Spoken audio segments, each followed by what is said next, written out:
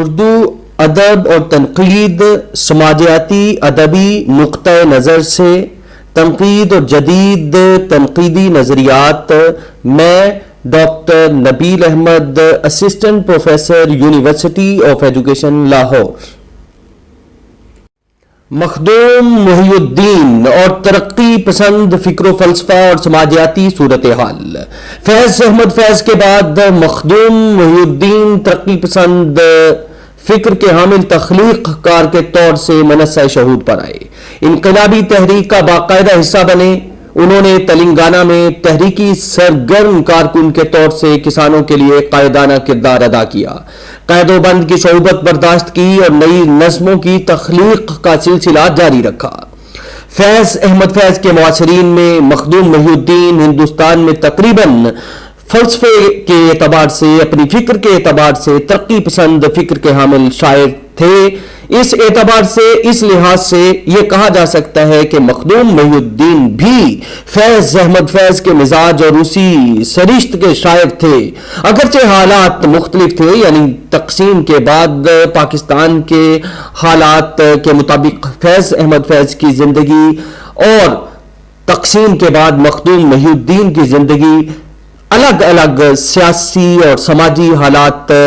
میں ہمارے سامنے آتی ہے۔ مخدوم محی الدین اور فیض احمد فیض کی اگر بات کی جائے تو فیض احمد فیض بھی اور مخدوم محی الدین بھی جاگیردار طبقے سے ابھرے۔ انقلابی تحریک میں مخدوم محی الدین اس قدر آگے بڑھے کہ انہوں نے تلنگانہ میں عملی طور پر شرکت کی اور کسانوں کی رہبری کی اور اسی سلسلے میں مدتوں روپوش رہے، بعد کو قید و بند کا شکار بھی رہے اور اس دوران تر و تازہ نظمیں لکھتے رہے اور طرز زندگی بھی ایسا اختیار کیا جو روایت پرستی سے الگ تھلگ تھا۔ مخدوم محی الدین جامعہ عثمانیہ کے فارغ التحصیل تھے۔ جامعہ عثمانیہ کے زمانے ہی سے ان کی روش اپنے معاصرین سے جداگانہ تھی اور ان کی نظم پیلا دو سالہ یا نظام کے خلاف وہ نظم جس میں انہیں ایک بوڑھے سانپ سے تشبیہ دی گئی ہے، ان کے مزاج کی افتاد ظاہر کرتی ہیں۔ وہ ظلم اور بالادستی کی مخالفت میں عہد وسطیٰ کے نائٹ کی طرح صف آرا ہوتے ہیں اور انہی کی طرح جاں بازی، مہم جوئی اور مبارز طلبی کے شیدائی ہیں اور انہی کی طرح حسن مظلوم کے قتیل بھی ہیں۔ ان کے پہلے مجموعے میں بھی عشق اور آزادی کی جدوجہد پر نظموں کی تقسیم الگ الگ ہے کہ وہ بھی اپنے بعض ہم عصروں کی طرح عشق کے کوچے سے انقلابی راہوں تک پہنچے اور ان راہوں میں بھی ان کی رومانی کج کلاہی قائم رہی۔ یہ کج کلاہی کا سلسلہ جاری رہا۔ یہی نہیں، انقلابی لڑائیوں، انقلابی آویزشوں اور صف آرائیوں کے دوران بھی ان کے شعری آہنگ میں ہی نہیں، ان کے احساس و ادراک میں بھی رزم و رومان کی سرپرستی قائم رہی۔ شراب سے انہیں پرہیز نہیں تھا، وہ شراب کو اپنے اوپر حرام قرار دیتے ہیں اور نہ اسے اپنی کمزوری بتاتے ہیں۔ یہ ان کے ایسے انقلابی مجاہد کے لیے ممکن بھی نہیں تھا، البتہ شراب سے کسی قدر غیر جانبدارانہ رویہ اختیار کرنے کے باوجود وہ عشق و عاشقی سے اتنا فاصلہ قائم نہیں رکھ سکے جس کی چلمن سے اندھیرا دھن راج گیر کی شناخت بآسانی ممکن ہو سکے۔ اندھیرا دھن راجگیر کے حسن کی جھلکیاں اور ان سے قلبی تعلق کی تصویریں ان کے کلام میں جا بجا ملیں گی، لیکن یہاں بھی وہ احتیاط کا دامن ہاتھ سے نہیں چھوڑتے اور کہیں بھی اس بے خودی اور سرشاری کا مکمل طور پر شکار نہیں ہوتے جسے انہوں نے سنبھال کر اسی سے اپنی شعری کیفیات کشید کی ہیں۔ بنیادی بات یہ ہے کہ مخدوم اپنے ہم عصروں کے برخلاف صرف گفتار کے غازی ہی نہیں تھے، کردار کے غازی بھی تھے۔ وہ نہ صرف سیاست میں تمام عمر سرگرم رہے بلکہ تلنگانہ کی جدوجہد میں بھی چھاپا مار دستے کے رہبر اور رہنما بھی رہے۔ کسان مجاہدین کی رہنمائی بھی کرتے رہے اور تحریک کے خاتمے کے بعد بھی اس علاقے میں سیاسی طور پر کام کرتے رہے، لیکن ان کی شاعری میں ان کی سیاسی زندگی کی پرچھائیاں بہت کم ہیں، اور جو ہیں وہ بھی بڑی مترنم اور فنی رنگ و آہنگ کے ساتھ ہے۔ مثلا یہ جنگ ہے، جنگ آزادی کا وزن اور اس کی موسیقی کی جھنکار اپنی مثال آپ ہے، لیکن جن نظموں سے ان کی شہرت اور شاعرانہ اہمیت قائم ہے وہ تقریباً سب کی سب غیر سیاسی ہیں، اور ان میں صحافتی انداز نہیں ہے، رپورٹنگ کا انداز نہیں ہے۔ مثلا چاند تاروں کا بن یا آج کی رات یا پھر ایک چنبیلی کے منجوے تلے، موضوعات کے اعتبار سے بھی یہ سبھی نظمیں منفرد ہیں اور ہنگامی نوعیت کی حامل نہیں ہیں، ہنگامی نہیں کہی جا سکتی، اور ان کی مقبولیت کا یہ عالم تھا کہ فیض نے کم سے کم 3 غزلیں اور ایک نظم انہی کی زمینوں میں،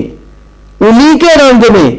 کہی ہیں۔ غزلیں ظاہرہ زمینوں میں اور نظم جو ہے ان کے رنگ میں، جس رنگ کے مخدوم شاعر تھے۔ مثلا یہ غزل دیکھیے، آپ کی یاد آتی رہی رات بھر، مخدوم محی الدین کی بہت مقبول غزل ہے، اور فیض صاحب نے اسی زمین میں غزل کہی، اور اسی طرح ایک اور غزل ایک اور زمین میں کہی، اسی انداز سے چل باد صبا آخر شب، دونوں مصرے مخدوم ہی کے ہیں۔ ایک دکنی غزل کے نام سے جو غزل فیض نے کہی وہ بھی مخدوم ہی سے متاثر ہو کر کہی۔ کچھ پہلے ان آنکھوں کے آگے کیا کیا نظارے گزرے تھے، اور پھر آج کی رات کے عنوان کی نظم۔ تعجب یہ ہے کہ اس عنوان پر نظمیں فیض ہی کے ہاں نہیں، اسرار الحق مجاز، جان نثار اختر، معین حسن جذبی وغیرہ اس دور کے سبھی شاعروں کے ہاں ملتی ہیں، اور یہ اس دور کا اہم موضوع کہا جا سکتا ہے۔ یہ بھی قابل ذکر ہے کہ نئے شعری مزاج سے ہم آہنگی میں بھی مخدوم کے ہاں پیش قدمی ہوئی۔ ان کی غزلوں میں اسلوب اور شعری در و بست کے اعتبار سے جدید عناصر کا عمل دخل ان کے ہم اثروں سے بہت پہلے شروع ہوا، اگرچہ انہوں نے مذکورہ اسلوب میں کسی قسم کی مریضانہ داخلیت کو قبول نہیں کیا۔ جہاں تک طرز زندگی کا سوال ہے، مخدوم نے ساری عمر درویشی کے انداز سے بسر کی۔ یہ انداز، درویشی کا انداز، شروع میں وہ ان کی سیاسی سرگرمیوں کی بنا پر تھا۔ عمر کا اچھا خاصا حصہ روپوشی کی حالت میں گزرا، جب حکومت وقت ان کی گرفتاری کے درپے تھی، پھر مدتوں کمیونسٹ پارٹی کے اجتماعی کمیونی میں کٹا، جہاں کی زندگی معمولات سے مختلف تھی، اور اس لحاظ سے مخدوم محی الدین درویشانہ اور رندانہ ڈھنگ سے زندگی گزارنے والوں میں سے تھے، جو اس زمانے کے ادیبوں پر مختلف اسباب کی بنا پر طاری تھا، منٹو ہو یا اسرار الحق مجاز، جان نثار اختر ہو یا مخدوم محی الدین، اسباب الگ الگ صحیح، لیکن زندگی گزارنے کے انداز بڑی حد تک اشتراک و انسلاک کی غمازی کرتے ہیں، جس میں آزادی قدر اول تھی، خواہ وہ سیاسی ہو، ذاتی ہو یا فکری نوعیت کی حامل آزادی ہو۔ ظاہر ہے کہ یہ تمام انٹلیکچوئل فریڈم کے حامی تھے۔ جان نثار اختر نے شاعری وراثت میں پائی، اگر یہ کہا جائے تو کچھ غلط نہ ہوگا، مستر خیرآبادی کی عمر گوالیار میں ایک اہم سرکاری عہدیدار کی طرح گزری۔ منفرد شاعر تھے، جن کا گیت چھا رہی کاری گھٹا دیارا مورا لہرائے ہے، اور غزل نہ کسی کی آنکھ کا نور ہوں، نہ کسی کے دل کا قرار ہوں، وہ کسی کے کام نہ آ سکے، وہ نہ ایک مشت غبار ہوں، ان کے نام سے کہیں زیادہ مشہور اور مقبول ہو چکی ہیں۔ جان نثار اختر نے رومان کے ساتھ انقلابی آہنگ کو بھی ملا دیا اور اس طرح زمانے کا ساتھ دیا۔ شروع میں ان کی نظمیں کون سا گیت سنو گی، انجم اور گرلز کالج کی لاری علی گڑھ یونیورسٹی میں بہت مقبول ہوئی۔ علی گڑھ میگزین کے ایڈیٹر مقرر ہوئے تو اور شہرت اور مقبولیت ملی، ترقی پسند تحریک سے متاثر ہوئے۔ رسالہ غالب کراچی کے شماروں میں چند سال پہلے اگر دیکھا جائے ان کی حیات کے دنوں کی بات ہے، اور ان کی پہلی بیگم صفیہ اختر کے بارے میں ایک بحث چلی، جس میں ایک مضمون بیگم شان الحق حقی کا شائع ہوا تھا، جو بیگم صفیہ اختر کی بہت قریبی سہیلی تھی۔ پھر اس کا جواب شان الحق حقی نے دیا، جو جان نثار اختر کے دوست تھے۔ نزاعی مسئلے دو تھے، ایک جان نثار اختر کی شادی سے پہلے ایک خاتون سے گہری وابستگی، اور دوسرے ان دونوں یعنی جان نثار اختر اور بیگم صفیہ اختر کے درمیان سرد مہری کی صورتحال تھی۔ دوسرا مسئلہ باوجود خاک دل اور خاموش آواز جیسی نظموں کے تقریباً طے شدہ ہے کہ انہیں صفیہ سے وہ گہرا تعلق خاطر نہ تھا جو صفیہ کو ان سے تھا۔ البتہ یہ سوال کہ شادی سے قبل ان کو اپنی ایک عزیزہ فاطمہ سے عشق تھا، اور وہ بھی اس حد تک کہ ان کی بارات کے بیگم صفیہ کے گھر تک پہنچنے میں تاخیر ہوئی۔ یوں بھی جان نثار اختر کا انداز عاشقانہ سے کہیں زیادہ معشوقانہ ہے۔ اس سلسلے میں بیگم صفیہ اختر کی سگی چھوٹی بہن حمیدہ سالم کی شہادت فیصلہ کن حیثیت رکھتی ہے۔ صفیہ اختر کی بہن حمیدہ لکھتی ہیں، جستا جستا دیکھیے کہ چند اقتباسات حمیدہ سالم کی تحریروں میں سے جو ان کی کتاب شورش دوراں کے صفحہ نمبر 132 پر آپ کو دیکھنے کو ملیں گے۔ کوٹ، سن 1942 صفیہ آپا کی زندگی میں بہت اہمیت رکھتا ہے۔ سلمہ آپا کے رشتے کے بھائی جان نثار اختر کبھی کبھی گرلز کالج ان سے ملاقات کے لیے آتے تھے۔ ایک ایسی ہی ملاقات کے دوران انہوں نے اپنے دوست مجاز کی بہن سے ملنے کی خواہش کی۔ یہ ان کی اور صفیہ آپا کی پہلی ملاقات تھی جان نثار اختر کی۔ ایک کھوئی شخصیت، بظاہر اپنے سے بھی بے نیاز اور اپنے ارد گرد سے بھی دھیما دھیما نرم سا لہجہ، پیشانی پر پڑی ہوئی ایک الجھی سی لٹ، غرض کہ ان کے شاعرانہ مزاج اور شاعرانہ انداز نے پہلے ہی ملاقات میں صفیہ آپا کا دل لوٹ لیا۔ ایک ہم مذاق ساتھی مل جائے، پیاسی زندگی کو اس سے زیادہ اور کیا چاہیے۔ ایک شاعر جس نے اپنے رومانی گیتوں، اپنی ہلکی پھلکی گرلز کالج کی لوری جیسی نظم سے نہ جانے کتنی لڑکیوں کے دلوں کو متاثر کر رکھا تھا۔ کچھ ہی دنوں بعد لکھنؤ ان کی طرف سے شادی کا پیام پہنچا۔ لڑکا برسر روزگار، اچھے خاندان کا، بھلے شاعر سہی، اور کیا چاہیے تھا، رشتہ منظور کر دیا گیا۔ ان کوٹ۔ اب آگے چل کر ایک اور آزمائش کا مرحلہ آتا ہے، جو صفحہ نمبر 133 پر صفیہ اختر کی بہن حمیدہ سالم نے اپنی کتاب شورش دوراں میں لکھا ہے۔ کوٹ، انہیں یعنی صفیہ کو فاطمہ بہن یعنی بھائی اختر کے رشتے کی بھاوج کے اس قریبی تعلقات کا پورا علم تھا، جس کے متعلق اللہ جانے سچ یا جھوٹ طرح طرح کی افواہیں تھیں۔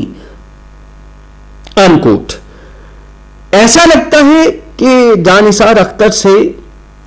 صفیہ اختر کا جذباتی تعلق بڑی حد تک یک طرفہ تھا۔ گواہی ان کے زیر لب اور حرف آشنا کے خطوط دیتے ہیں، اور جان نثار اختر کی سرد مہری اتنی زیادہ اور ایسی کہ ان کی موت سے پہلے اور خود ان کے شدید اصرار کے باوجود وہ ان کے بستر علالت تک بھی نہ آ سکے، اور پھر ان کی موت کے کچھ ہی عرصے بعد بھوپال کی ایک خاتون سے شادی رچا لی، اور اپنے دونوں لڑکے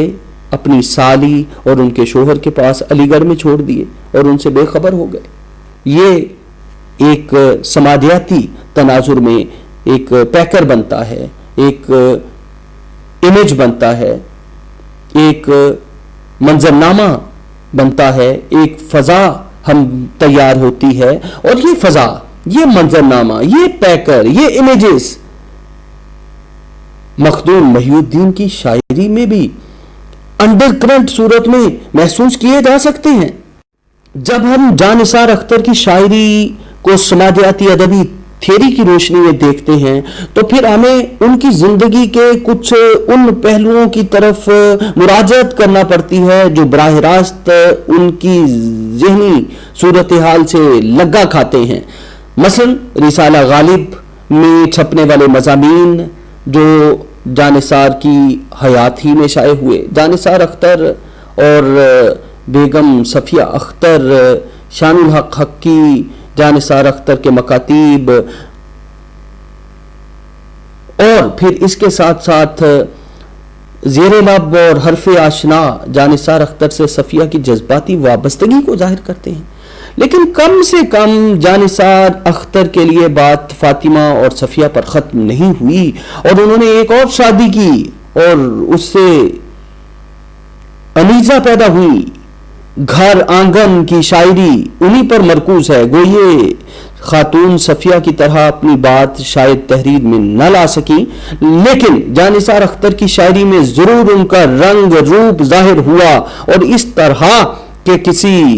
اور شاعر کو یہ بات حاصل نہیں ہوئی۔ یہاں جان بوجھ کر اس نرمی اور گداز کا ذکر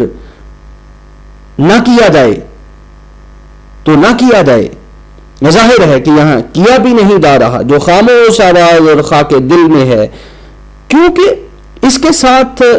اس سنگ دلی کا خیال بھی آتا ہے جو صفیہ اختر کے بستر مرگ سے بلانے پر بھی جان نثار اختر کے نہ آنے اور ان کی وفات کے بعد ان کے اپنے بچوں جاوید اور سلمان کو چھوڑ جانے سے متعلق ہے۔ اگرچہ یہ کیفیت ان کی چھوٹی بچی انیزہ کے ساتھ نہیں ہوئی، جس کے لیے وہ کم سے کم اپنی خوبصورت نظم وصیت کے طور پر تو چھوڑ گئے۔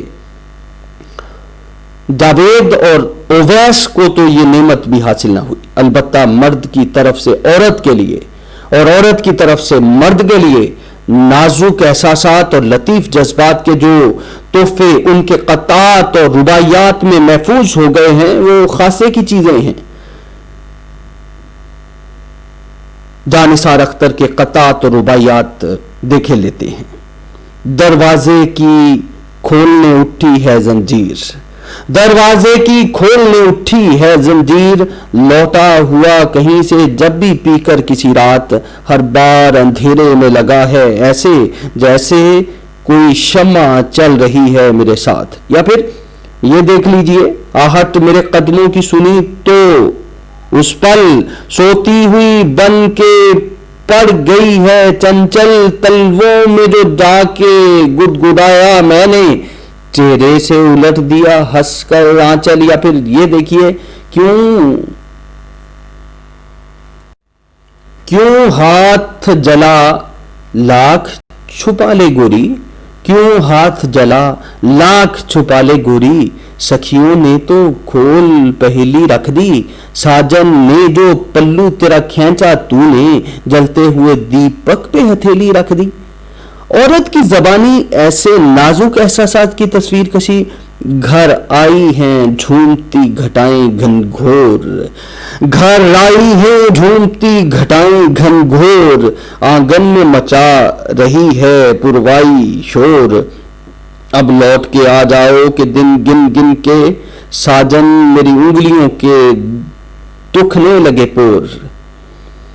اور یا پھر یہ دیکھیے، وہ جان کے بھی مجھ کو ستاتے ہیں کبھی، وہ جان کے بھی مجھ کو ستاتے ہیں کبھی، نکلوں جو نہا کے تو ڈراتے ہیں کبھی، آئینے کے آگے نہ بدلنا کپڑے، آئینے میں عکس رہ بھی جاتے ہیں کبھی۔ یا پھر یہ دیکھیے، بس آپ نے پان خود لگایا ہوگا، کر دی ہے میرے لیے مصیبت اچھی، میں سوچ رہی تھی کہ بھلا کتھے میں چونے کی یہ کس نے ڈال دی ہے چمچی۔ اور یا پھر یہ دیکھیے، 2-4 دنوں کی کہہ گئے تھے تم تو، 2-4 دنوں کی کہہ گئے تھے تم تو، کیا بات ہے کیوں دیر لگا دی اتنی، کیا بات ہے کیوں دیر لگا دی اتنی، بازو پہ تمہارے قرض ہیں یاد رہے، ساجن میری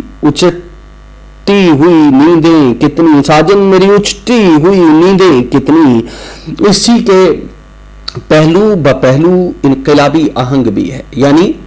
وہ جو جاگیردار کے خلاف آواز اٹھانے والا ایلیمنٹ، یعنی کسان کے حق میں آواز اٹھانا، یہاں جان بوجھ کر اس نرالے اور منفرد آہنگ کا ذکر نظر انداز نہ کیا جائے تو یوں کہا جا سکتا ہے کہ ان کی غزلوں میں ایک منفرد انداز بھی ابھرا ہے. جیسے یہ شعر ہے: اسی سبب سے ہیں ہم پر عذاب جتنے ہیں، جھٹک کے پھینک دو پلکوں پہ خواب جتنے ہیں. یا پھر یہ شعر دیکھیے: ہم نے انسانوں کے دکھ درد کا حل ڈھونڈ لیا، ہم نے انسانوں کے دکھ درد کا حل ڈھونڈ لیا، کیا برا ہے جو یہ افواہ اڑا دی جائے. اس طرح کی انقلابی شاعری میں انقلاب کی خواہش بڑی آب و تاب سے ابھری ہے، لیکن یہ بر صغیر کی آزادی کے بعد کے دور کی شاعری ہے. ملک صدیوں کی غلامی سے تو آزاد ہوا، یعنی جب انگریز 1947 میں 1947 میں انگریزوں سے مسلم لیگ اور انڈین نیشنل کانگریس آزادی لے لیتے ہیں تو پھر جانثار اختر کی شاعری میں ایک انقلابی آہنگ ابھرتا ہے: ملک صدیوں کی غلامی سے تو آزاد ہوا، تم بھی آزاد ہوئے، اہل وطن سے پوچھو. یعنی کیا حقیقی آزادی مل گئی؟ کیا ایسا ہوا کہ ملک کے عام لوگ آزاد ہو گئے؟ ملک صدیوں کی غلامی سے تو آزاد ہوا،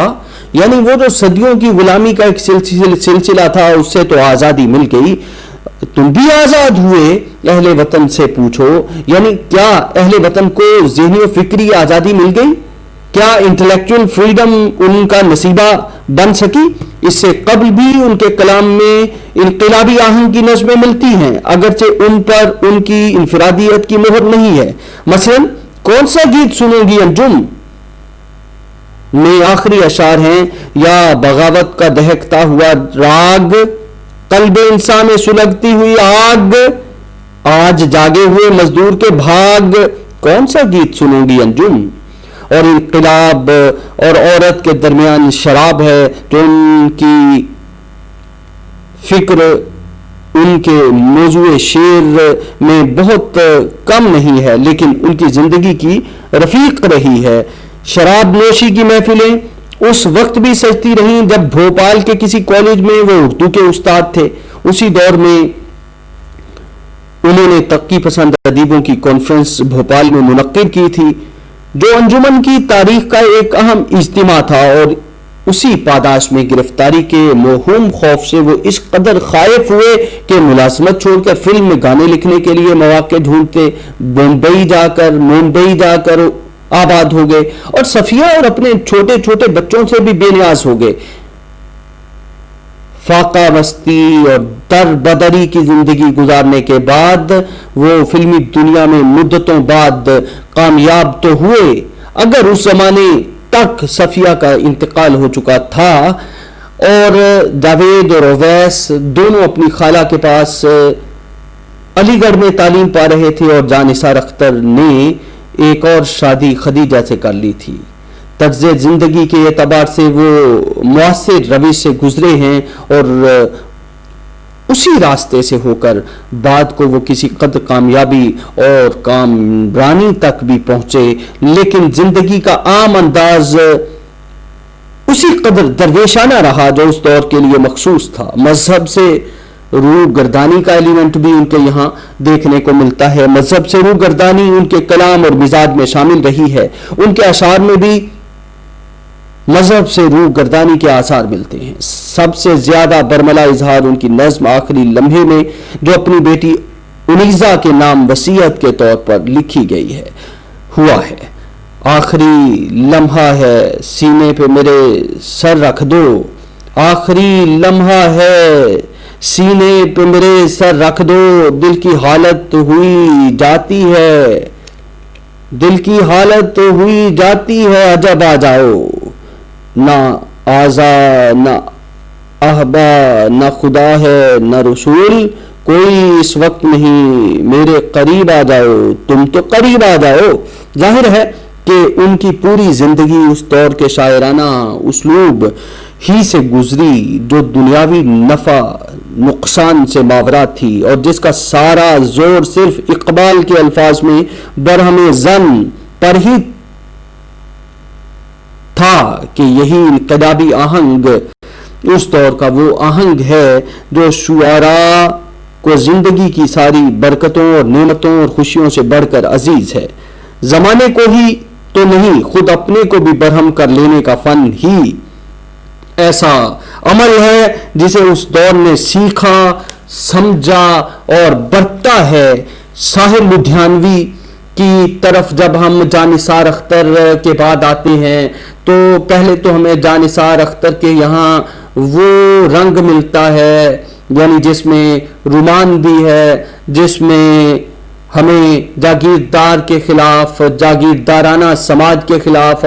ایک بغاوت کی دھیمی دھیمی سی آنچ یا آگ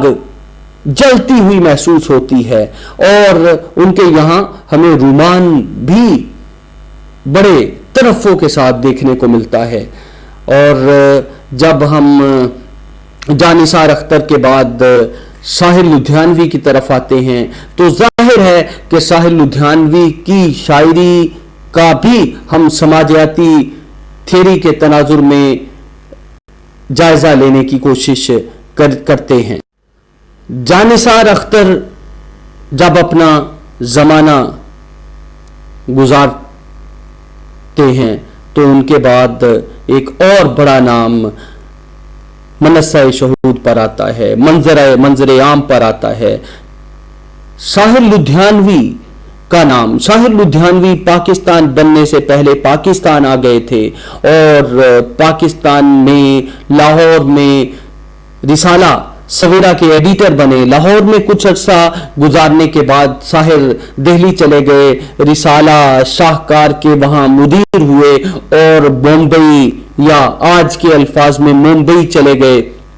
اور گیت نگاری میں کمال پیدا کیا، فلمی دنیا کے لیے گیت تخلیق کیے، فلمی گیتوں کو نئی زبان اور نیا لہجہ ہی نہیں نیا وقار ملا، زندگی بھر کنوارے ہی رہے، اور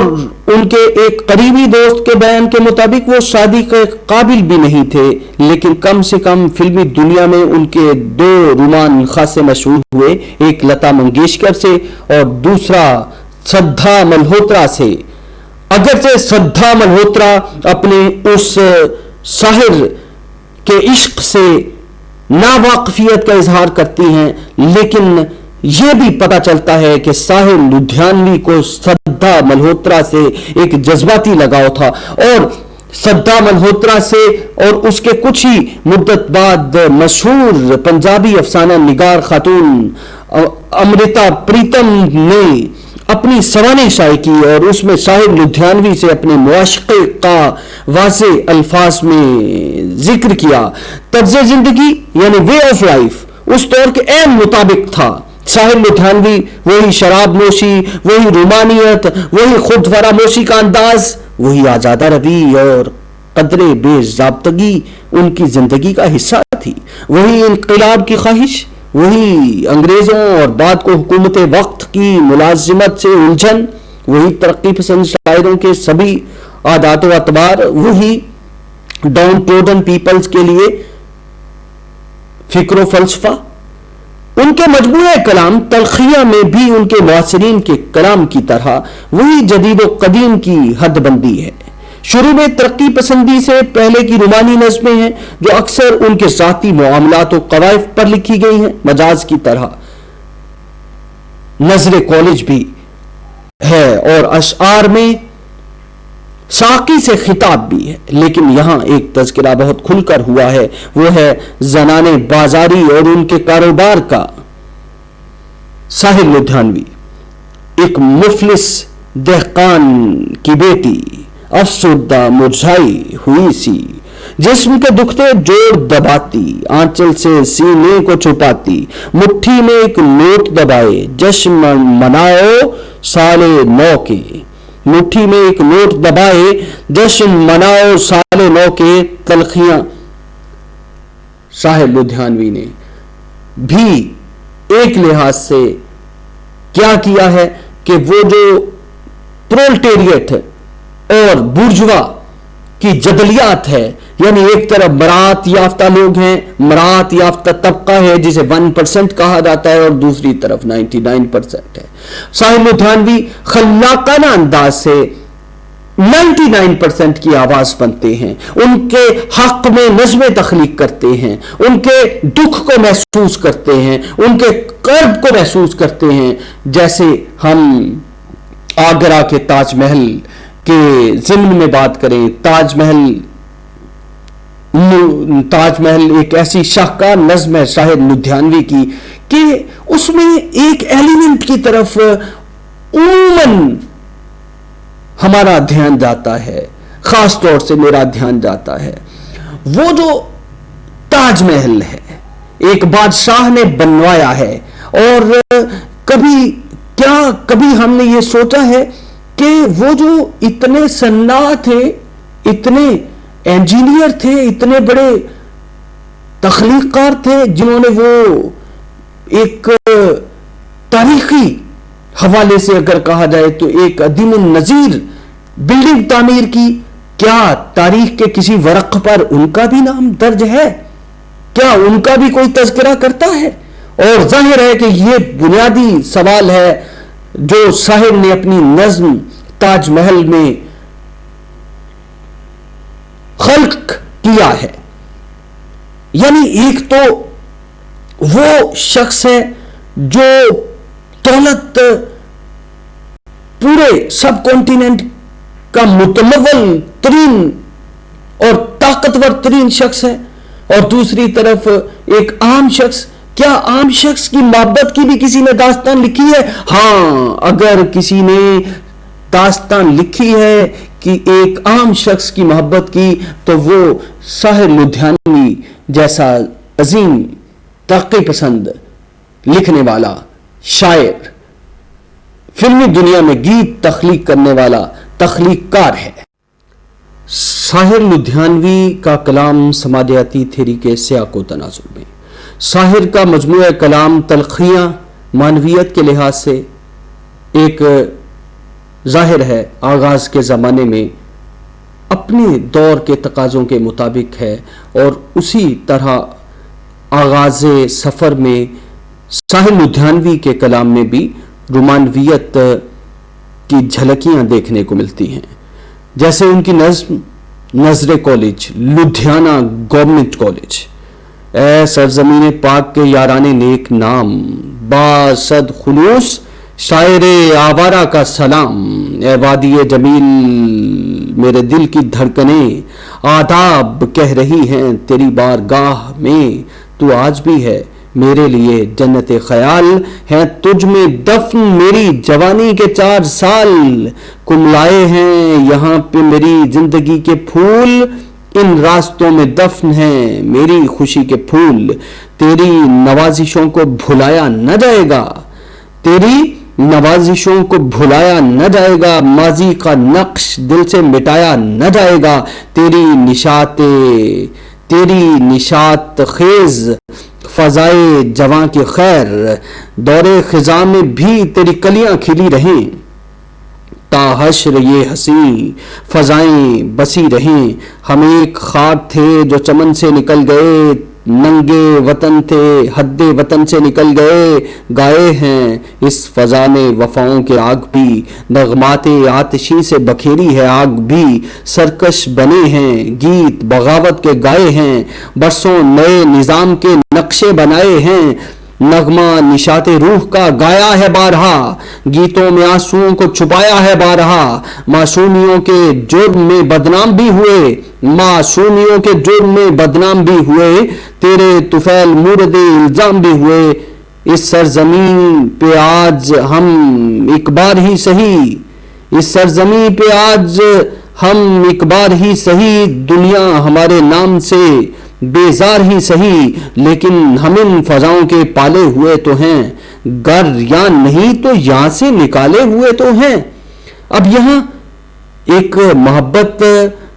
کی جھلک کا احساس بھی ہوتا ہے، اور اس کے ساتھ ساتھ وہ جو ڈاؤن ٹروڈن پیپلز کے لیے ایک نئے نظام کے نقشے کی بات کی ہے، برسوں نئے نظام کے نقشے بنائے ہیں، تو ظاہر ہے کہ یہاں جو ہے وہ ایلیمنٹ، وہ عنصر ساحر کے یہاں ہمیں دیکھنے کو ملتا ہے، جس میں ہمیں حقیقی آزادی کی بات اور دبے ہوئے، پسے ہوئے، پسماندہ مفلوق الحال انسان کا درد ہمیں انڈر کرنٹ محسوس ہوتا ہے۔ اور پھر جب ہم سماجیاتی تناظر میں بات کرتے ہیں تو ساحل لدھیانوی کی نظم چکلے،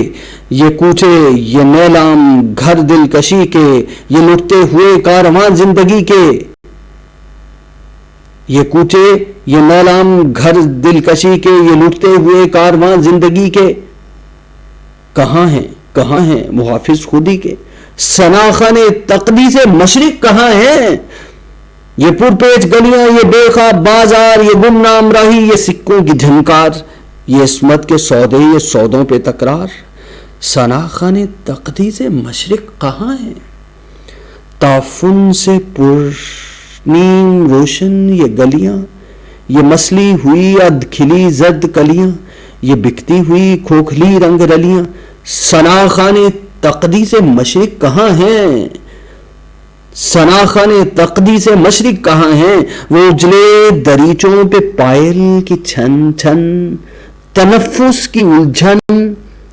پہ طبلے کی دھن دھن، یہ بے روح کمروں میں کھانسی کی ٹھن ٹھن، سناخان تقدیس مشرق کہاں ہیں، یہ گونجے ہوئے قہقہے راستوں پر، یہ چاروں طرف بھیڑ سی کھڑکیوں پر، یہ آوازیں کھینچے سے ہوئے آنچلوں پر، سناخان تقدیس مشرق کہاں ہیں، یہ پھولوں کے گجرے یہ پیکوں کے چھینٹے، یہ پھولوں کے گجرے یہ پیکوں کے چھینٹے، یہ بے باک نظریں یہ گستاخ فقرے، یہ ڈھل کے بدن اور یہ مدقوق چہرے، سناخان تقدیس مشرق کہاں ہیں، یہ بھوکی نگاہیں حسینوں کی جانب، یہ بڑھتے ہوئے ہاتھ سینوں کی جانب، لپکتے ہوئے پاؤں زینوں کی جانب، سناخان تقدیس مشرق کہاں ہیں، یہاں پیر بھی آ چکے ہیں، جواں بھی، تنو مند بیٹے بھی، ابا میاں بھی، یہ بیوی بھی ہے اور بہن بھی ہے، ماں بھی، سناخان تقدیس مشرق کہاں ہیں، مدد چاہتی ہے یہ حوا کی بیٹی، یہ شودھا کی ہم جنس رادھا کی بیٹی، پیغمبر کی امت زلیخا کی بیٹی، سناخان تقدیس مشرق کہاں ہیں، بلاؤ خدایا نے دین کو بلاؤ، یہ کوچے یہ گلیاں یہ منظر دکھاؤ، سناخان تقدیس مشرق کہاں ہیں، سناخان تقدیس مشرق کو لاؤ، سناخان تقدیس مشرق کہاں ہیں۔ یہ وہ انداز ہے جو ایک عورت کو لے کر، عورت کے سلسلے میں ایک تاثر ساحل لدھیانوی کے یہاں ہمیں درد بھرے انداز میں کرب کی کیفیت میں دیکھنے کو ملتا ہے۔ اور پھر جب ہم سماجیاتی تناظر میں ساحر کے کلام کا مطالعہ کرتے ہیں تو پھر ہمیں تاج محل کا بھی ذکر کرنا پڑے گا۔ تاج محل ظاہر ہے کہ ظاہری شکوہ، تاریخی حوالہ، بلندی، عروج اور پھر زوال کی داستان، ایک طرف طاقت اور مال و زر کے لامتناہی سلسلے تو دوسری طرف خالی ہاتھ انسان جو زندگی کی بنیادی آسائشوں سے محروم۔ تاج محل، تاج تیرے لیے ایک مظہر الفت ہی سہی، تاج تیرے لیے ایک مظہر الفت ہی سہی، تجھ کو اس وادی رنگی سے عقیدت ہی سہی میری محبوب کہیں اور ملا کر مجھ سے. بزم شاہی میں غریبوں کا گزر کیا مانی, سب جس راہ پہ ہو سطوت شاہی کے نشاں, اس پہ الفت بھری روحوں کا سفر کیا مانی. میری محبوب پسے پردہ تشہیر وفا, تو نے سطوت کے نشانوں کو تو دیکھا ہوتا, مردہ شاہوں کے مقابر میں بہلنے والی اپنے تاریک مکانوں کو تو دیکھا ہوتا. ان گنت لوگوں نے دنیا میں محبت کی ہے, کون کہتا ہے کہ صادق نہ تھے جذبے ان کے, لیکن ان کے لیے تشہیر کا سامان نہیں, کیونکہ وہ لوگ بھی اپنی ہی طرح مفلس تھے. یہ عمارات و مقابر, یہ فصیلیں, یہ حصار, مطلق الحکم شہنشاہوں کی عظمت کے ستون, سینہ دہر کے ناسور ہیں, کوہنا ناسور جذب ہے ان میں تیرے اور میرے اجداد کا خون. میری محبوب انہیں بھی تو محبت ہوگی جن کی سنائی نے بخشی ہے اسے شکل جمیل, ان کے پیاروں کے مقابر رہے بے نام و نمود, آج تک ان پہ جلائی نہ کسی نے قندیل. یہ چمنزار, یہ جمنا کا کنارہ, یہ محل, یہ منقش در و دیوار, یہ محراب, یہ طاق, ایک شہنشاہ نے دولت کا سہارا لے کر ہم غریبوں کی محبت کا اڑایا ہے مذاق. میری محبوب کہیں اور ملا کر مجھ سے. اس میں کتنے ہی سوالات ہیں جو ایک عام انسان کی زندگی اور اس کی سماجی صورتحال سے جڑے ہوئے ہیں. ظاہر ہے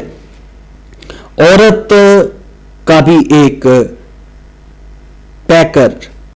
ساحل لدھیانوی کہ ہاں ہمیں دیکھنے کو ملتا ہے, لیکن اس کا ایک ایسا مجبور اور بے بس روپ ہے جسے طوائف کے نام سے جانا پہچانا جاتا ہے, اور اس عورت کی تصویر میں بھی بکنے اور بیچے جانے کا تصور اتنا غالب ہے کہ اس کے حسن کی طرف خیال بھی نہیں جاتا. وہ تو محض ایک ضرورت کی تکمیل ہے, ایک وقتی تسکین کا ذریعہ, اور یہ سوچنے کی فرصت کسے ہے کہ یہ ذریعہ خود بھی انسان ہے اور انسانوں جیسے جذبات اور ضروریات رکھتا ہے. انسان ہی انسان کا دشمن ہے, انسان ہی انسان کا دوست ہے, انسان ہی انسان کے لیے ہلاکت کا سامان کرتا ہے, اور وہ بھی انسان ہے جو انسان کے لیے خیر کا سامان کرتا ہے. ساحر کی زندگی کو دیکھیں تو جہاں عورت کا ایک تصور ان کے ہاں ابھرتا ہے, اسی کے ساتھ ساتھ یعنی وہ عورت جو نہ جانے کس طرح کی صورتحال کے تحت ان کی نظم چکلے میں ایک کرب کی حالت میں, ایک دکھ کی حالت میں ابھرتی ہے, اسی کے ساتھ ساحر کہ یہاں شراب اور شباب کے تذکرے ہیں, اور اسی پس منظر میں خدا کی خدائی میں انصاف کی ناقدری پا کر اس کے وجود سے انکار کا حوصلہ بھی ہے. یہ سبھی کیوں ہے, یہ کیا ہے, مجھے کچھ سوچنے دے. یہ سبھی کیوں ہے, یہ کیا ہے, مجھے کچھ سوچنے دے. کون انسان کا خدا ہے,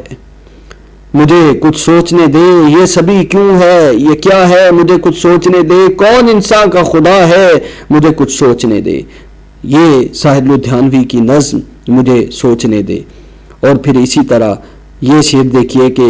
عقائد وہم ہیں, مذہب خیال خام ہے ساقی. عقائد وہم ہیں, مذہب خیال خام ہے ساقی. ازل سے ذہن انسان بستہ اوہام ہے ساقی. ابلیس خندہ زن ہے مذاہب کی لاش پر, پیغمبران دہر کی پیغمبری کی خیر. انسان الٹ رہا ہے رخ زیست سے نقاب, مذہب کے اہتمام میں فسون پروری کی خیر. الہاد کر رہا ہے مرتب جہان نو, دیر و حرم کے ہیلائے غارت گری کی خیر. طرح نو. اب اس میں ہمیں یورپ کی زندگی کی وہ ترقی بھی نظر آتی ہے جو الہاد کر رہا ہے مرتب جہان نو, نئے جہان کی یعنی کفر یا الہاد جو ہے وہ نئے جہان کو ترتیب دے رہا ہے. اور ساحر کے یہاں جو ہے ہمیں وہ صورتحال نظر آتی ہے جو مشرق اور مغرب کے درمیان ایک طرف جو ہے وہ اقتصادیات نفسیاتی سطح پر جو ہے وہ زندگی اپنے عروج پر ہے تو دوسری طرف جو ہے زندگی اپنے عروج پر نہیں ہے. یا پھر ان کا یہ شعر دیکھیے، میرا الحاد تو ایک لعنت تھا سو ہے اب تک، میرا الحاد تو ایک لعنت تھا سو ہے اب تک، مگر اس عالم وحشت میں ایمانوں پہ کیا گزری. تو یہ ساحر لدھیانوی کا انداز ہے اور ساحر لدھیانوی کی سماجیاتی زندگی کا ایک سلسلہ ہے جو ہمیں دیکھنے کو ملتا ہے. ظاہر ہے کہ سماج کا ایک پورا ایک میکانزم ہے، سماج کی ایک پوری حرکیات ہے، ان حرکیات میں ایک طرح کی فضا متشکل ہوتی ہے، ایک طرح کا ذہن و فکر تشکیل پاتا ہے، اور اس میں ہم دیکھتے ہیں وہ فیض احمد فیض ہوں، وہ مخدوم محی الدین ہوں، وہ جانثار اختر ہوں، وہ ان سے پہلے اسرار الحق مجاز ہوں، وہ ساحر لدھیانوی ہو، ہمیں یہ دیکھنے کو ملتا ہے کہ وہ سماجی زندگی ان پر اپنے اثرات جو ہے وہ مرتب کر رہی تھی. ظاہر ہے کہ ساحر پر بھی اس سماجی صورتحال نے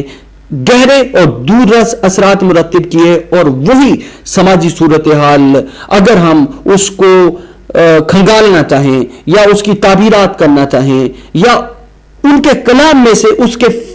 سیلینٹ فیچرز واضح خد و خال کو اگر تلاش کرنا چاہیں تو یقیناً ہمیں ساحر لدھیانوی کے کلام میں غواصی کرنا ہوگی، اور پھر بٹوین دی لائن، بین السطور، انڈر کرنٹ مفاہیم ہمارے سامنے آ سکتے ہیں.